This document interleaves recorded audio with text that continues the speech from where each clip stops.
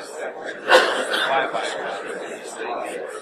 went missing about 4 years. But they'll be ashamed at the generation. Do you know what will happen to you during these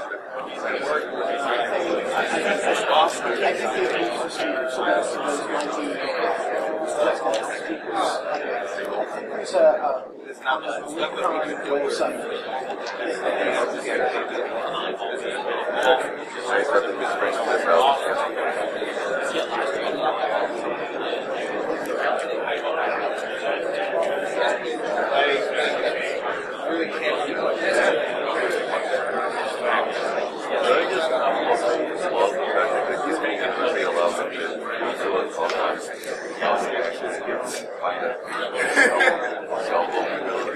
Good morning, everyone. So it's 9 o'clock, so we're ready to get started. Just a couple of quick things before we have our keynote speaker.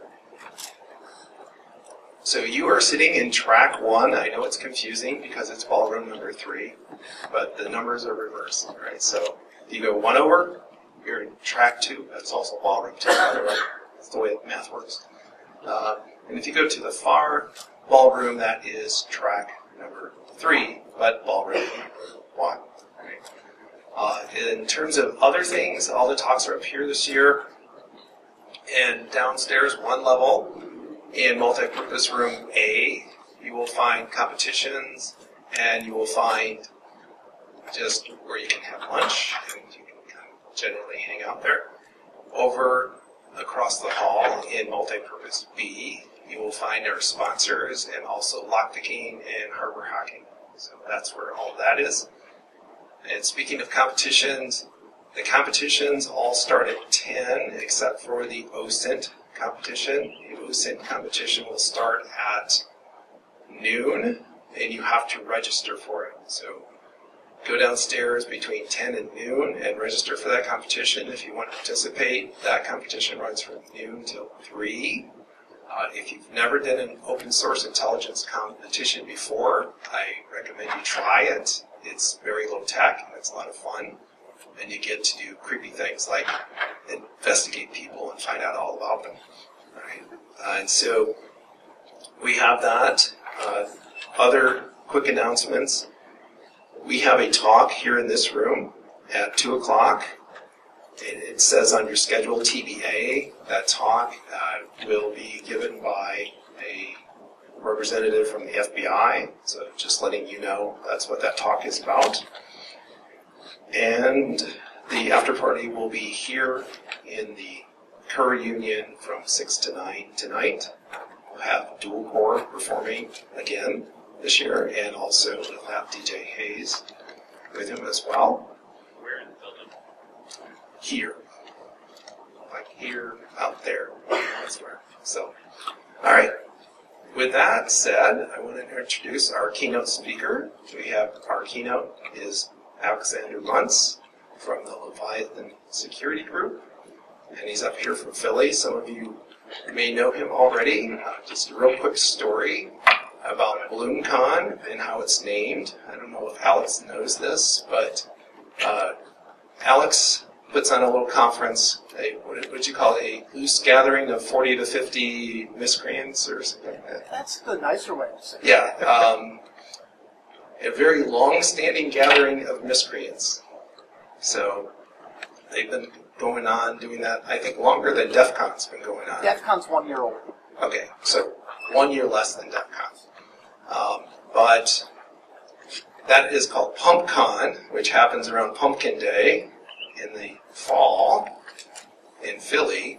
And so Bloomcon is partially named for Bloomsburg University, and it's also named for the springtime. So this is the springtime conference that we have when things are in bloom. So it's kind of the companion to PumpCon, which you didn't even know that. But now everybody knows the secret to the naming of our conference. So, Alex.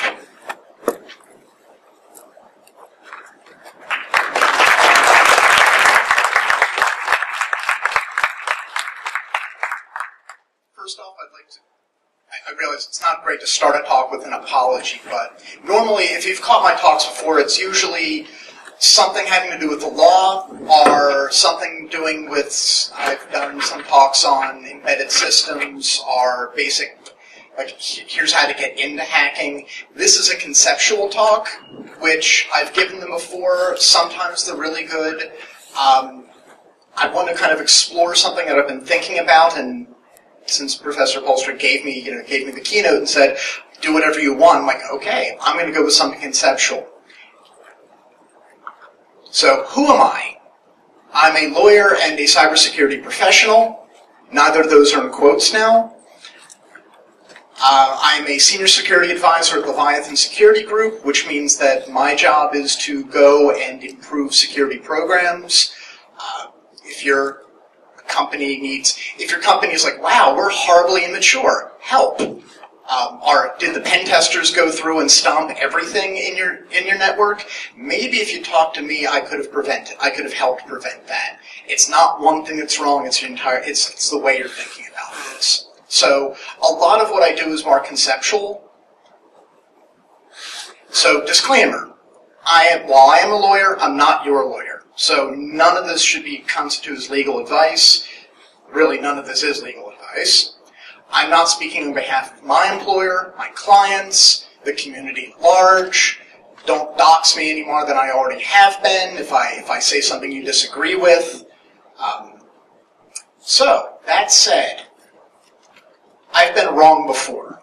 I'm on record of saying, I think my best dumb thing I've said was, who in their right mind is going to pay Apple money to download television shows? And I believe I said something about, like, cocaine must be very inexpensive in Cupertino. Thinking, like, wow, that's almost as dumb as my statement was a couple years before that was, I think Linux is a fad. When you want to do real work, you'll use something like Oracle on Solaris. Clearly, I'm wrong. I can be wrong. When I'm wrong, I'm big. So that's the chunk of the salt lick you should take with this talk. So who are we, right? Are we hackers? Are we criminals? Are we pranksters? Are we industry professionals? Straight line tie? Are we warriors? And looking at the news today, all these are potential arguments we can make about who we are. And some of you will resonate with one of those statements more than others, right? If you went to school to learn pen testing because you want to go work for the DoD or another 3-letter agency, you want to collect challenge coins, you want to be a warrior for your country, right? There's now a cyber command. There's been a cyber command for some time. But like, that's an actual, like, you can get medals for, toning stuff, right? There are some of us who resonate to the idea of, I'm a prankster, right? Well, some of you giggled about dropping docs. Sometimes that's very much fun. And I remember I gave a talk at a law school, and I was trying to explain hacker sensibilities and hacker senses of humor. And this woman's kind of giggling, like, you consider it fun. I'm like, look, I'm friends with someone who is on record as being the first person who swatted somebody. Swatted Wynn Schwartau in the 90s. And he's like, oh, that's funny. I'm like, no, it's terrifying. It's funny when you're not the person getting swatted. But that resonates with us, right? Criminals. Some of us are criminals. And I'm not talking about, like, the straight up, I start my day as a criminal, I'm a carder, I'm a professional malware writer. Sometimes we do criminal things because reasons. Okay. Okay, so those voices aren't just in my head. Good. Just making sure. Otherwise, just stay with it, Alex. You're going to be okay. And hackers, that's a term. And some people embrace it. In our community, we embrace it, but I find you drop the H word outside of certain spaces, it gets really weird. So Where am I rambling? I'm going to ramble a bit more about the idea of narrative. And my favorite quote from a great philosopher, Carol from The Walking Dead, because children like stories. So, story time. The idea is this. We have narratives. We have imperfect shortcuts. We talk about a complicated ball of facts, right? Like the hacker community and the information security industry. That's a big, hairy mess of stuff. We shortcut that to a Guy Fawkes mask and someone holding, Dell SecureWorks stock, right? We just boil that down. Why? Because it's really hard to have all the facts in your head. You want to be able to boil it down to an elevator pitch, to a tweet, to something you can sum up this really quickly. There's nothing wrong with narratives, but recognize they rule us. Okay. Our interpretation of those facts, we boil it down into a narrative. We boil down the anarchic, think of like the worst thing you've seen on 4chan. And you recognize that that's how maybe many other people, like Fox News is going to show that thing vomited up out of 4chan, some of it pixelated out, as the hacker community did this. You're like, and part of you is laughing, and a part of you is like, I have to explain that to my mother now. I mean, we've all had that moment, right? Having a young coworker go, why are you giggling at the word goatsy? And I'm like, don't look it up. Just don't. Just the old hacker bad thing on the internet. And then they look it up and they're like, why didn't you stop me? I'm like, how? I can't filter it. Not that I would. But our interpretation of new facts is affected by our previous beliefs. Some of you think, and I'm punting this one out there. Some of you might have a belief that the U.S. government's operations in cyber warfare are evil. Okay, that's you can come up with that. That might be you can come up. You can. There's a bunch of arguments you can make around that. So then a new revelation, like Vault 7 drops, and it's just those of you who are on that side are like, yeah, more proof that they're evil, even though they had memes in their code repositories and the documentation about stuff. And you realize that me reading it's like, wow, they're the same as us, because these are the same complaints I see when I see, people arguing like, why can't I slap someone via git commit?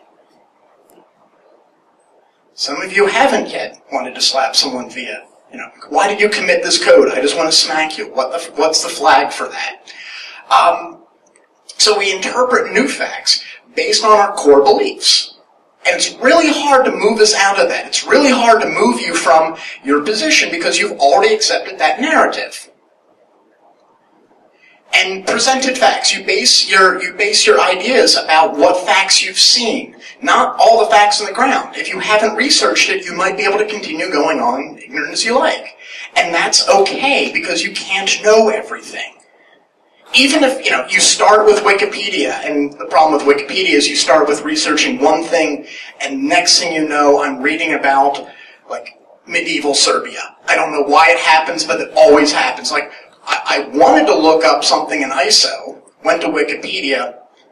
Did you know that, Greater Serbia went all the way to here? And my coworker's like, don't make me go to Wikipedia, because I will end up looking about, like, early manufacturers of linoleum.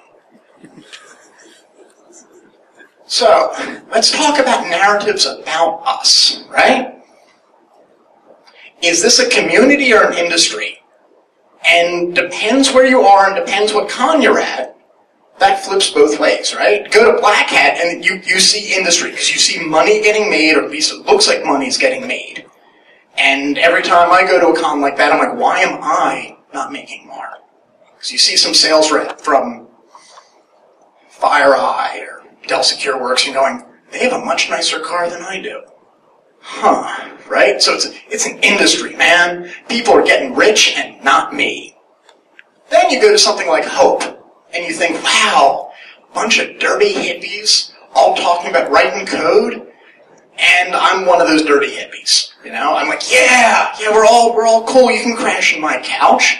And many of them do, since, as Professor Polster pointed out, I run Pumpcon, which means the after party is at my house. So many attendees end up next morning like, hey, dude, you don't have to go home, but you can't stay here. But so it's a community, right? I have friends online. I can go crash with them. I can go trust them. I trust them in my house. They trust me in theirs. We're all big, happy family. And either way you believe that, you're going to kind of continue believing that.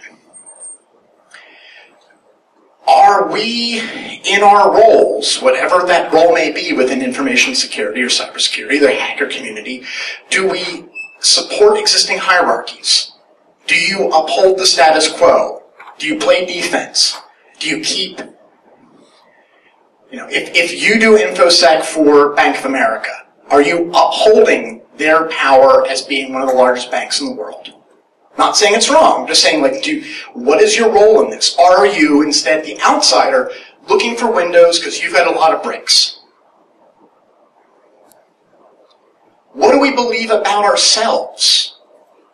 Do we believe that we're the brick throwers, or do we believe that we are defending all that is good and right and honest? And why I'm going with this is your beliefs about who you are and the community base how you're going to assume and you're going to look at any new fact that comes in. So, finally, what do other people who aren't here, go to the diner in the morning? I tried to have a conversation, but I had no coffee, so all I could really say was, please give me coffee. But I have these conversations with people who aren't in the community and go, when I say, oh, I'm a hacker, because I realize that if I say I'm a hacker, it's not the immediate distaste I'll get if I say I'm a lawyer from Philadelphia. That's an instant, wow, you must be a schmuck. But if I say instead I'm a hacker, oh, wow, scary, I'm not going to show you my credit card. It's honest graft pays me more than your credit cards, ma'am. But on the other side, how do regular people view us? When you say that to a complete stranger, do they recoil in fear? Do they start asking questions? And I find that it's more often than not, they're more curious. What do you do all day? And I realize that I'll tell stories about doing physical pen tests. I'll do stories about interviewing people and tricking people, because those are the fun ones, not started Qualys and then started browsing Imgur. Built 3 hours. Dumped a bunch of stuff off. Yes, these are all your high bones. You should fix that. And wow, that cat's eating a watermelon. But what do people believe about us, right? How are they going to perceive when we start talking? When we identify ourselves as, I'm not just J random person, I do cybersecurity for a freaking living. I eat, sleep, and breathe this. This is important to me. So, common narratives. I are a cyber criminal. I am such a cyber criminal. I wear a balaclava. I wear a ski mask while I'm doing computery stuff. And I realize this is clip art. It's so cliched, but thinking of, I also do have tape over my webcam. So maybe I should be also wearing a ski mask. But, right, normal people think, oh, you're trying to steal my credit cards. And when I say things like, I'm familiar with Rescator and the Russian Carter markets, I had logins because I would watch them just to see, how are they figuring this out? How are they validating cards? And this was when I was working for a consulting firm in the financial services industry. It's helpful to have a login on that just to watch it, right? I remember when the Target breach happened and getting an inkling that something had happened because all of a sudden prices dropped for American cards. I'm like, something just happened, right? These dumps are really, really good. And then I'm getting all curious, and then a coworker's like, oh yeah, Target got popped. I'm like, I think I know where some of the cards are, right? I talked to that to someone who's not in the industry, and they're like, why are you there? I'm like, well, it's not really my job. I wasn't paid to do it. I'm curious, right? Another narrative, this guy. We don't forget, we don't forgive, we are legion, expect us. And they keep adding stuff to it to make it longer and more wordy. But the idea of like an anarchic, we do things either for great justice, or for the lulz, or screw that guy. Whatever. But it's a belief if we believe it about ourselves, or if we let other people believe it, it's funny, it's interesting. We're not trying to steal your credit cards. Or if we do steal your credit cards, it's to make it's to make something funny happen when you try to run the card next time. You're like, I've never seen that, A friend of mine keeps on trying to make this happen. He's like, what? Make the credit card receipt read like lol dongs. And it's like, you spent more time, and he's got multiple card readers in his house. I'm like, you could do something more productive with your time. But if you get somewhere, show me the results, because I would love to see that. Right? Are we spies? Right? Are we helping or preventing the national security apparatus of one country do what they do? Some of you may. Some of you may end up doing that. And do you see that as your role? Do other people see that? Do other people look at seasoned cybersecurity people and go, you are potentially useful to me? Either as a fellow spy, a fellow cyber warrior, or as a potential adversary. Doesn't matter do we believe it as well. It kind of does, but they may view it as that, too. And finally, are we cybersecurity professionals? And that was the only image I could come up for a cybersecurity professional that didn't actually show what we actually look like, which would be, a little tubby, black t-shirt, bags under the eyes, scrolling through Imgur while billing something else. But do we believe that about ourselves? Do we believe we're just consultants, or just people checking boxes for that HIPAA or PCI audit to go through so the company can go through another quarter of doing whatever they do? Okay, I've been rambling on. Why is this important? In case you've been living under a rock, all of a sudden, we are actually important, right? I remember after Target, like, oh, wow, a piece of news from my industry hit national news. Like, I heard it on NPR. My wife goes, oh, that Target thing that you've been talking about, it's on the news. Now, every day, there is a story about something in our community industry on regular news, right? I wake up, I listen to NPR, and I hear Brian Krebs. I hear like, oh yeah, I heard that story. And it's like, when it hits mainstream news about stuff that we know about, stuff that we think about and worry about, it means that the rest of the world is paying attention to us. As an industry, the cybersecurity market is growing, right? Those of you who have what I call adult Facebook, aka LinkedIn, how many requests from recruiters do you have to apply for a position a week? I'm at like 4 to 6, right? It's great to be in this industry. On the flip side, though, it means that we're viewed as expensive, we're viewed as temperamental, we're viewed as a lot of things. But the market's booming. There's money to be made here. There are people coming into this market who's like, hey, I heard there's money here. We're relevant to politics. Do you know how strange it is to be asked my political views on whether or not the Russians influenced the election? I'm like, wow, like this is like a conversation in a bar. Like, this is not the conversation I expected to have tonight. But we are relevant in international relations. All of a sudden, someone who can write really good exploits is important. It's worth votes. It's worth the attention. there are stories about us, right? Mr. Robot.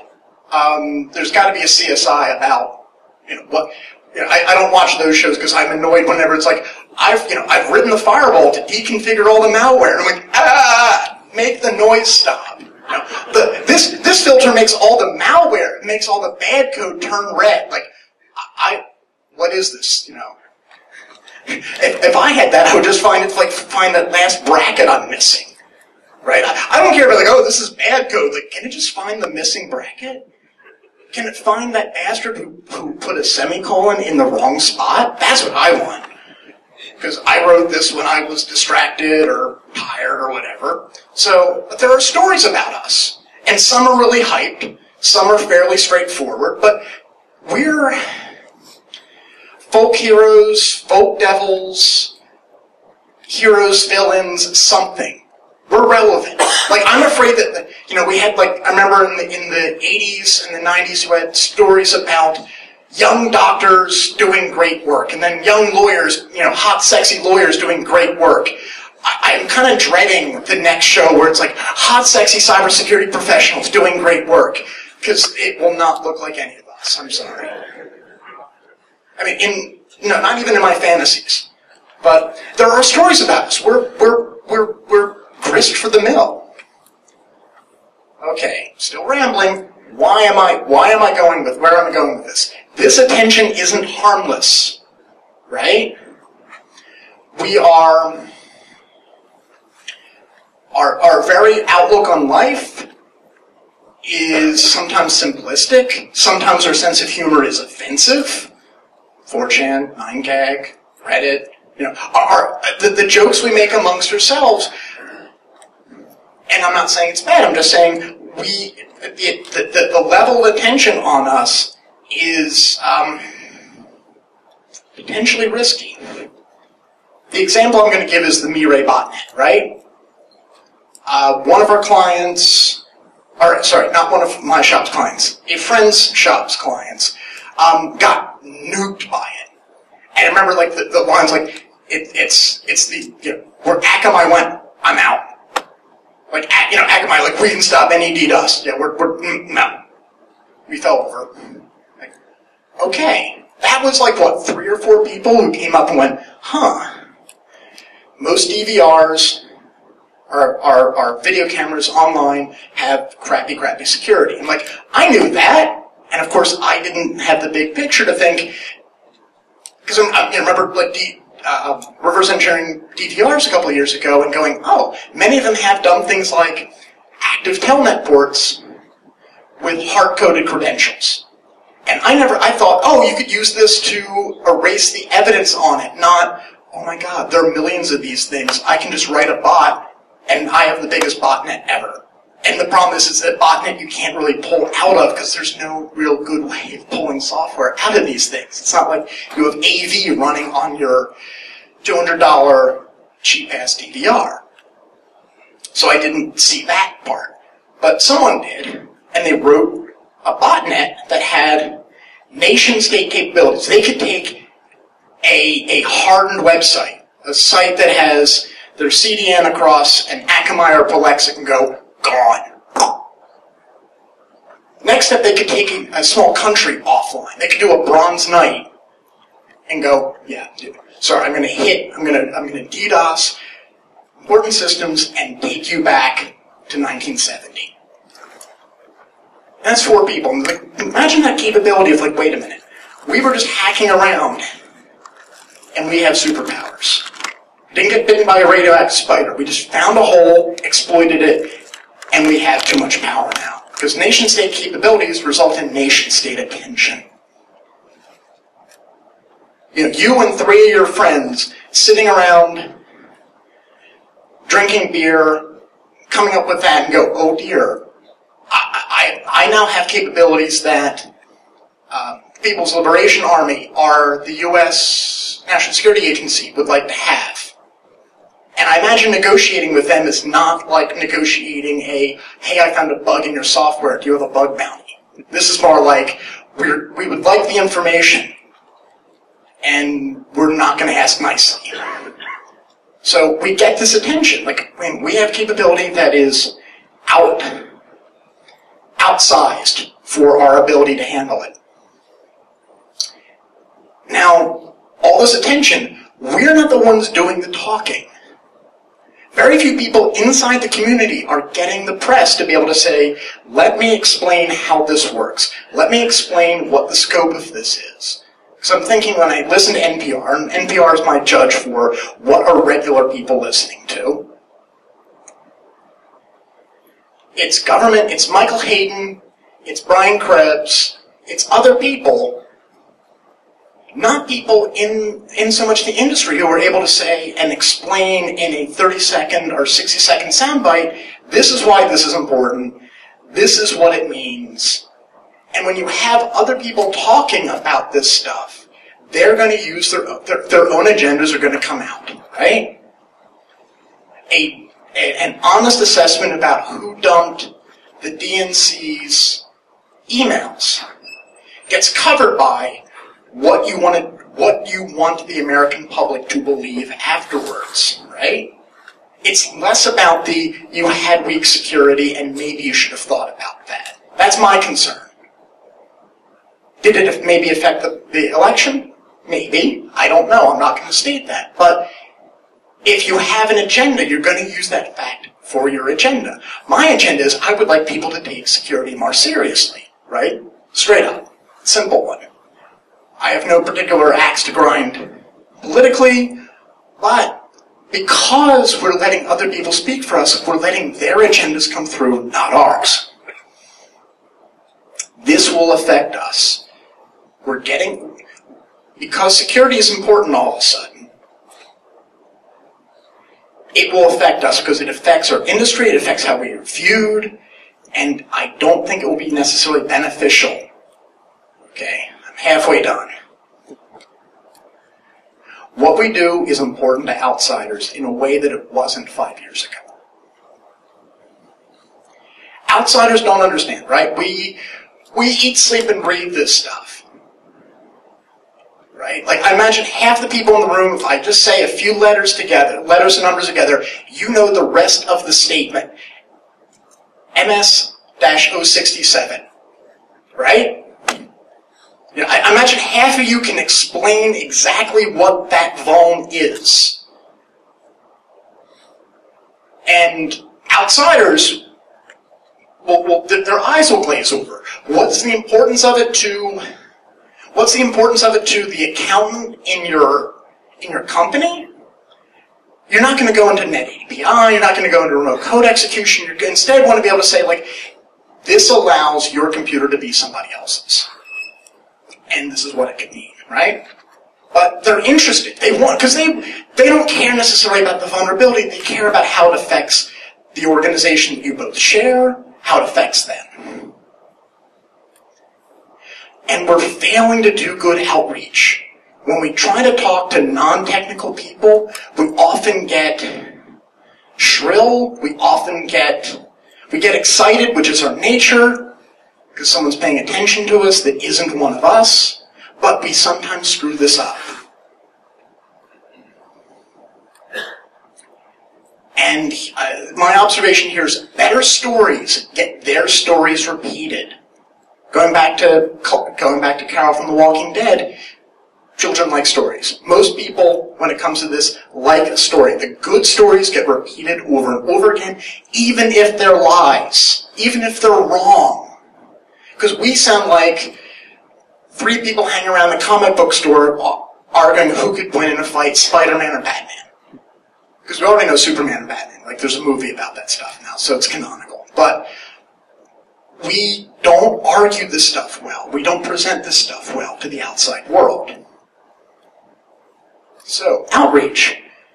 When you get an opportunity, understand the audience. Whether it's the media, you get a time on television, you get a time talking to a reporter, or it's your own family.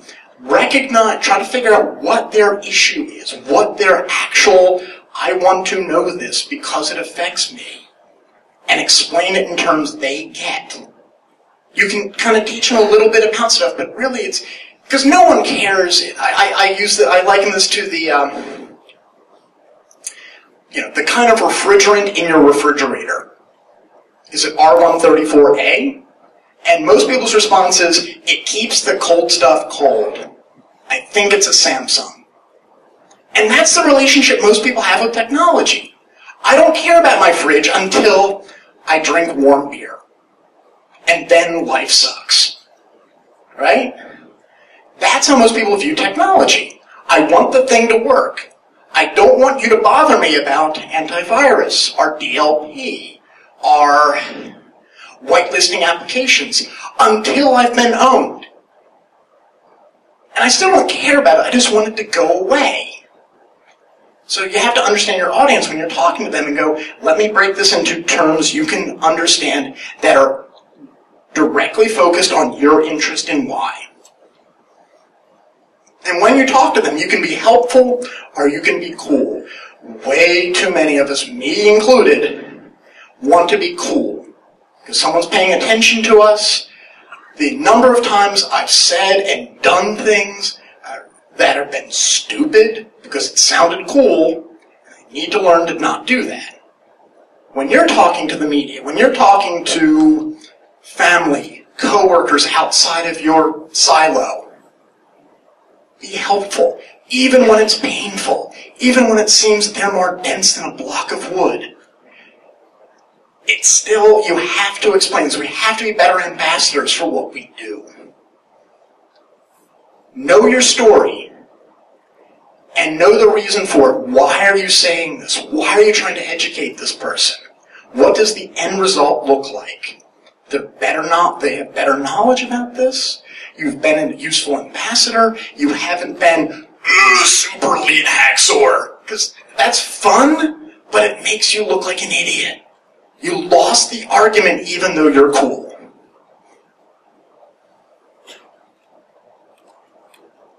So why I've been going with this is, I think there's a couple trends happening. And I realized, going back to my original statement, which was I've been wrong before, but I see this as I've been in this industry for going on 10 years, what trends are going to affect us, and we should be able to talk about, because there are waves coming in, if we like it or not.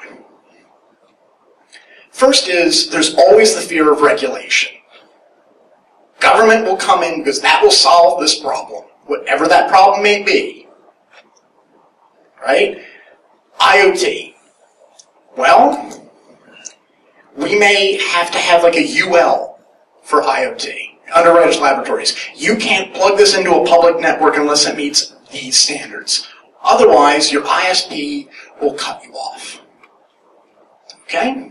Maybe we can withdraw something from sale because it is unsafe. Maybe we can shut down a website because it doesn't hold data correctly. Right? Some kind of minimum standards. And some of you might go, that's not a bad idea.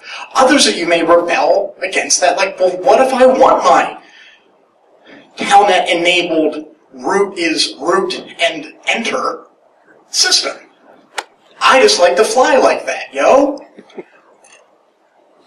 Because, sorry, I'm getting distracted here, but the problem is that other people may try to solve this problem before we do. If we don't solve this problem, other people will, and they will use the tools that they have. Maybe there will be liability for bad security. You can get sued. You can get fined. Maybe they can shut you off. It may be imposed on us. Right? We may adopt some kind of regulation on us to prevent someone else from doing it to us. Licensure. Go from a certified ethical hacker to a licensed ethical hacker. I have to have this state license to be a pen tester. Because I'm trying to think, there's, what is it, North Carolina requires you to have a private investigator's license to do forensics.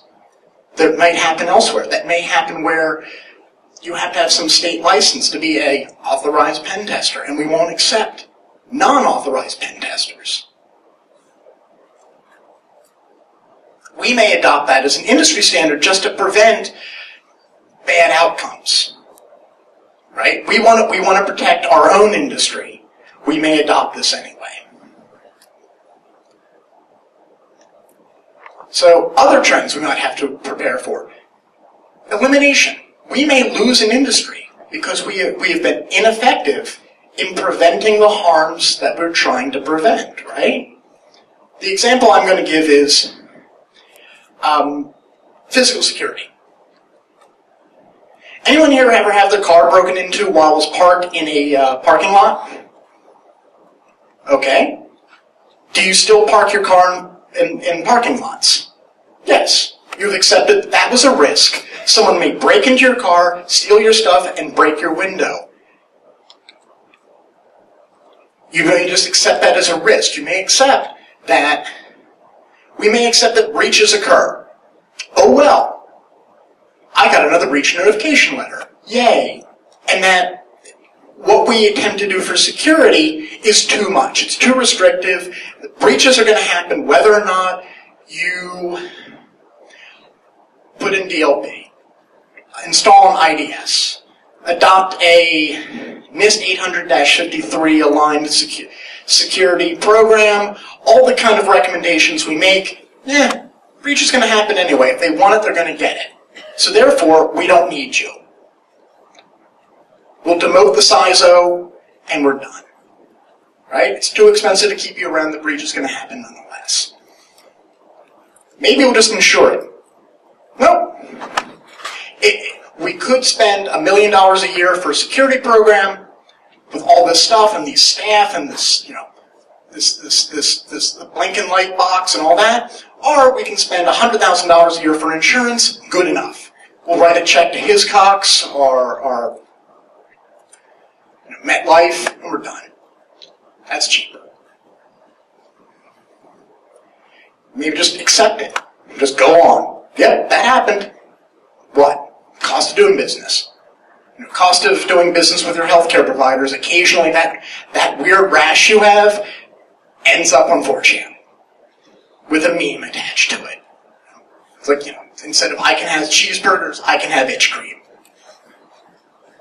Maybe there's backlash against us, right? Those of you who adopted the hacker word, all of a sudden that becomes the red mark, that becomes a mark of Cain on you, right? You go and you've, especially if you've decided to really adopt the persona, right? You go nowhere without your black t-shirt, combat boots, and that 1,000-yard stare. And you're like, yeah, I'm a hacker, what of it? Well, maybe there's backlash. Maybe you don't get employed. That's a possible risk for us if we don't do these things. If we don't kind of think about public relations, we don't think about how we present. Maybe that results in stiffer penalties for us when we do things wrong, right? My typical rant is Computer Fraud and Abuse Act. It's vague, it's broad, and many things I've done as a pen tester maybe get a little wiggly. Like, anyone here doing a pen test ever go out of scope inadvertently? Right? I've done it, where I didn't realize that a chunk of the scope that I was given by the company I'm pen testing was actually Rackspace. We didn't get permission from Rackspace. And I owned a box there. And went, wait a minute. Why is there other stuff in this box? Oh boy, it's a virtual server. And I owned, like, oops. Have to call up Rackspace and go, like, I'm really, really sorry. The IP list I had that the company gave me included your stuff, and I assumed that they knew what IP space they had. Well, maybe that goes from being thanks for telling me, yeah, that was stupid of you, to, can you just wait right there for 10, 15 minutes while the police show up? Like, that's a possibility. We might get so disliked that we're treated more like criminals, and that's a risk. Maybe it's stiffer penalties for just being us, right? The Andrew Arnheimer, Weave, right, who ran a script to iterate across AT&T's website to identify new iPad owners, right? that a pen tester could have done that and been able to say, look, I was doing this as a voluntary action, and I'm trying to make security better. Maybe we won't take such a light view of that. Maybe that will be criminalized. Maybe just by association. What if we turned 20, think of how law enforcement can sometimes view groups as organized crime groups, right? What if we equated 2,600 showing up at 2,600 meetings is equivalent of being a juggalo? I apologize if any of you are juggalos. I'm sorry. But, right, like, thinking the idea is like, well, some of you are known criminals, and therefore we're just going to consider you all an organized crime group. That's a scary possibility. Like, there's going to be, because we're in focus, there may be some attempt to view even countercultural imagery as a sign that you are not an upstanding member of society. So here's my call to action. Understand how outsiders view us. And be a positive model. Still keep rocking with the blue hair and the weird piercings and the crazy stuff we say and the memes. God knows everyone loves cat memes. But recognize that because we're in focus, we have to be viewed as a net positive.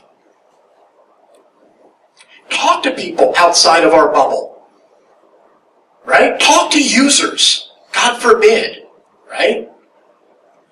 And explain things, and explain in a way they can understand why what you do you think is important to them. Listen to people outside of our bubble. Do you ever have a conversation where you're trying to convince someone who isn't technically savvy how to use PGP? It's hard, and you're passionate, like, damn it, you just should use it. It's like, well, wait a minute. Why is it difficult for that ordinary person to use it? Because it's complicated. And maybe you'll get the idea of like why they view us to be a pain in the ass, or criminals, or wrong, or whatever. But it helps. It helps us both make a bridge. So that way, when they're thinking about us, they don't think of us as that pain in the ass or that evil person. It's like, hey, you're trying to do a thing, and you're just somewhat inarticulate about it. Offer time to community groups, not, out in the outside.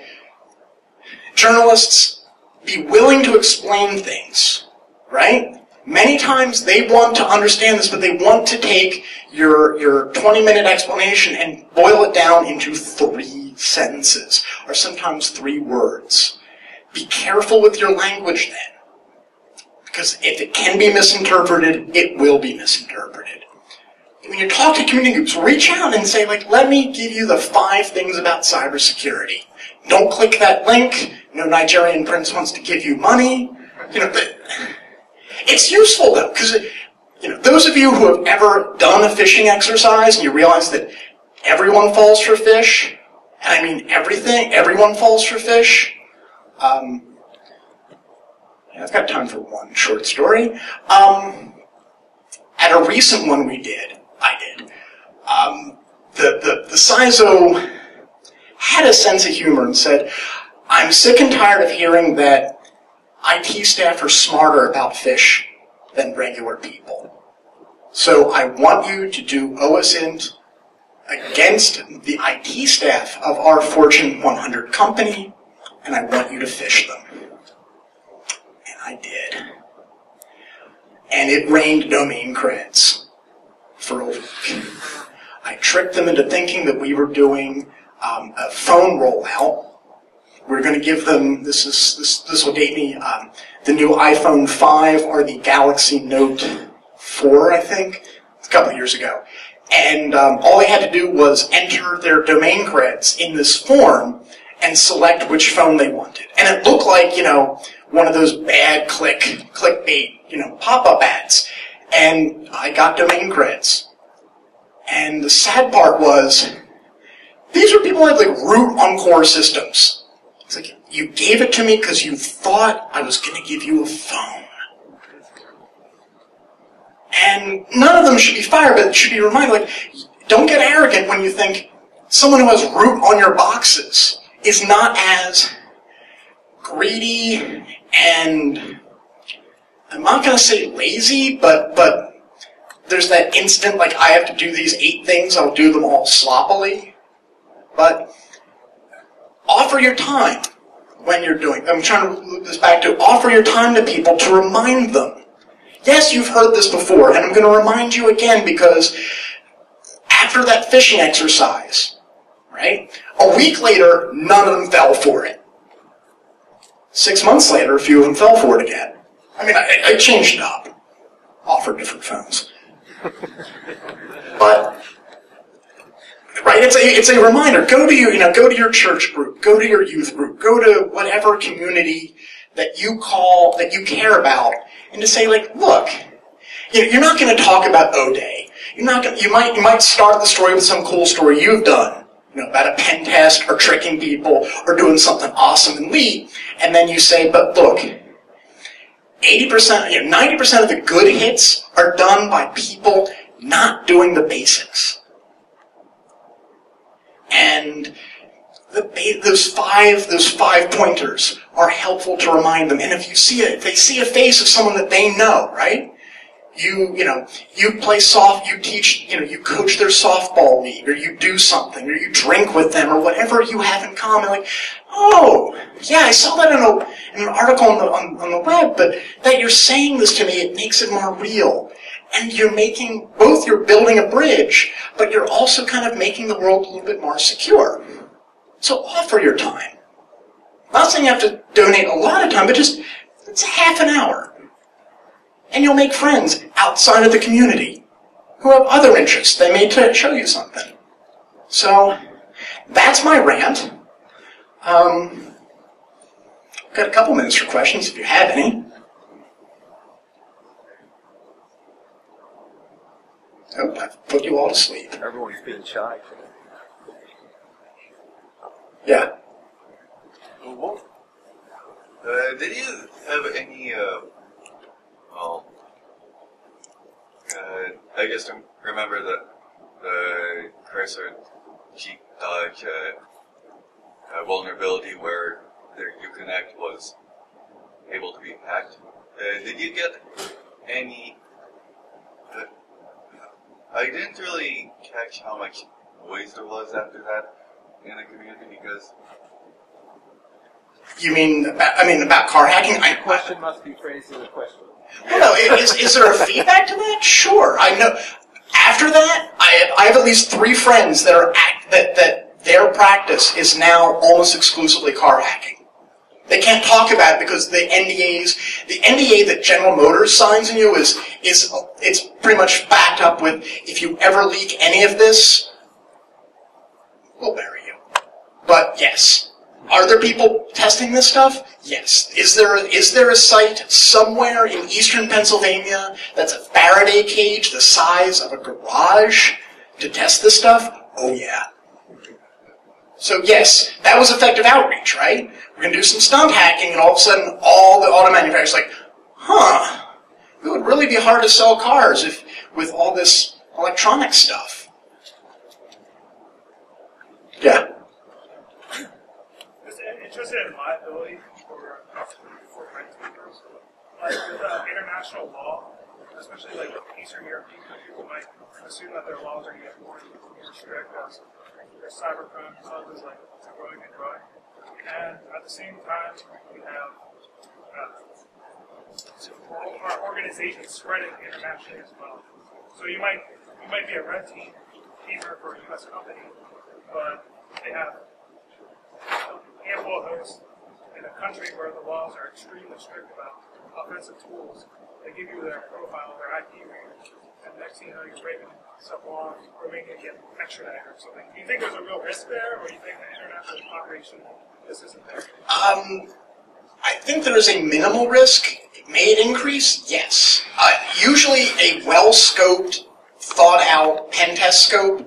That document says, these are the boxes I'm allowed to hit, these are the methods I'm going to have, and that kickoff meeting where you explain, if I see something that is crucial or I knock over something that was kind of important, I'm calling you rather than like putting it in my report. I think even in more restrictive nations, they're still going to recognize like you were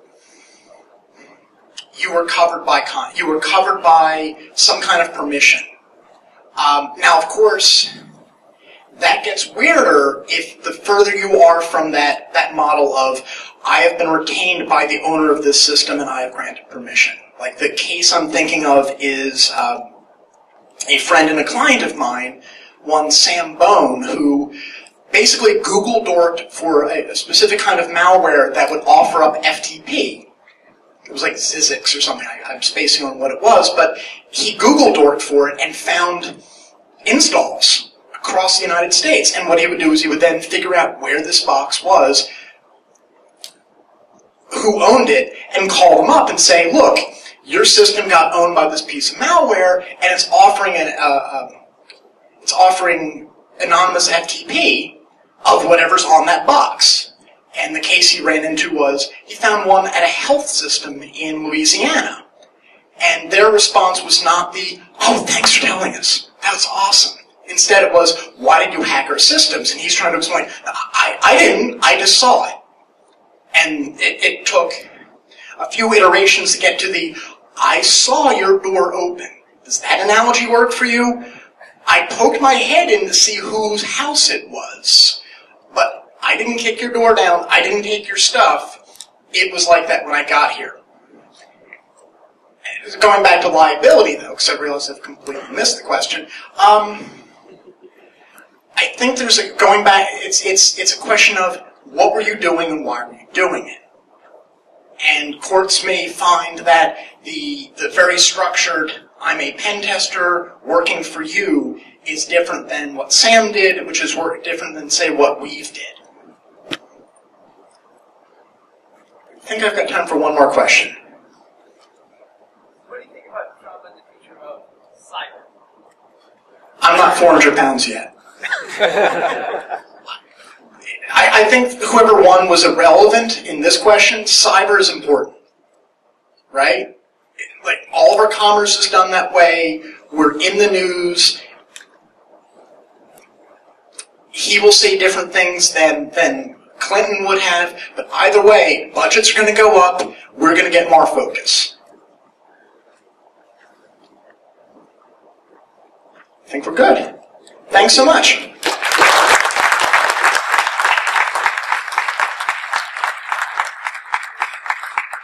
He can't figure out how to turn off his mic, but he can hone your eyes. Anyway, just a couple quick announcements. Our next session, 10 o'clock.